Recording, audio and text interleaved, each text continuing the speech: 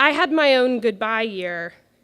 3 weeks after we released The Rattling Wall, issue 1, Elizabeth Glatzbach, my best friend for 17 years, passed away in New York City on May 30th, and this issue is dedicated to her.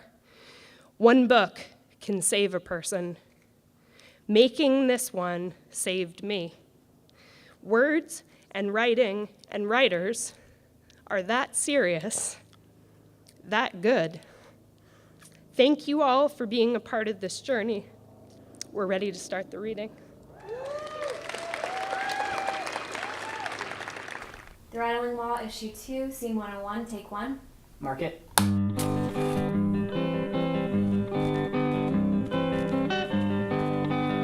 Elizabeth and I met the first day of sophomore year at Redlands High School, and she was tall like me. She had incredible blonde hair and blue eyes and had a big voice and a big laugh, and we were fast friends.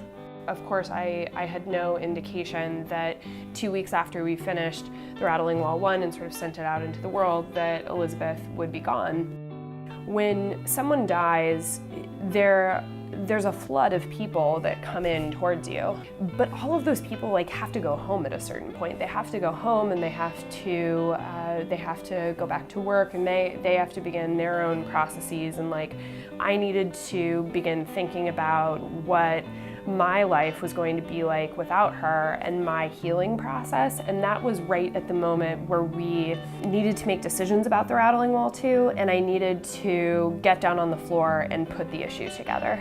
And issue 2 became like the lifeboat.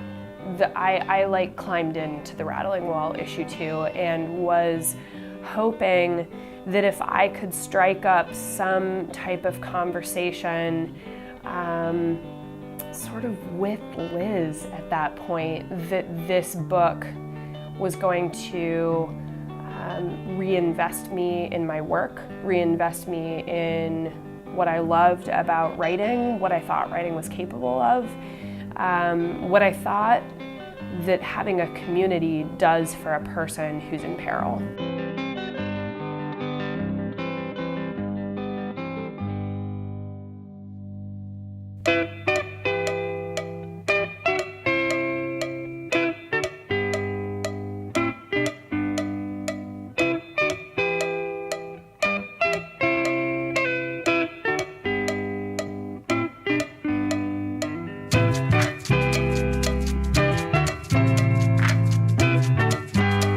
Welcome to The Rattling Wall, issue 2, reading and release. I'm not asking you to discriminate. I'm discriminating, but in a good way. I want a black dog walker, but I'm not black. I'm white. Well, I mean, I'm Jewish, which is white now, but actually 100 years ago it wasn't really, which is ironic. Look, my girlfriend thinks our dog is racist, and I think she's right, so we wanted to hire a black dog walker so that Roxy won't be a racist. Oh, here it is. I'll read the inscription. Jim, when the moon comes down and dances on the table, we'll ride to the Cleopatra douche. L. Now, you really must go. Really. What? Me? No. The moon doesn't dance for me. Not anymore. Soon guys like the POUSSON maker were internationally famous for dissolving over 300 bodies in big vats of acid. Human stew. Cartel soup. Then I opened my mouth to say yes. Yes, I wanted the books, and yes, I wanted him too, and suddenly his hands turned into a muzzle and his face swelled into a balloon. An awful smell rose around him and my skin began to burn, and soon I only wanted to vanish. One word, that's all. But it was enough to take me away from Mom and Papa for good, to lift me too high and drop me too fast, too far, to teach me too soon the lesson Mama had wanted me to learn from her. How to be a man.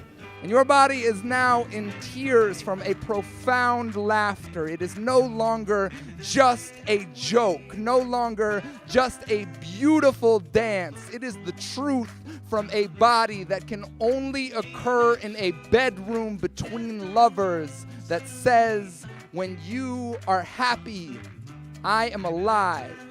And without you, I am not me. And it does not matter that it will take weeks to name the love that sits inside you, stable as a new house.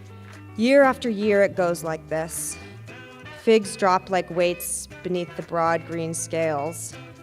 Red grenades explode at my touch. Deflated beach balls eddy in the brackish caves. The girls, they leave and leave, but never age.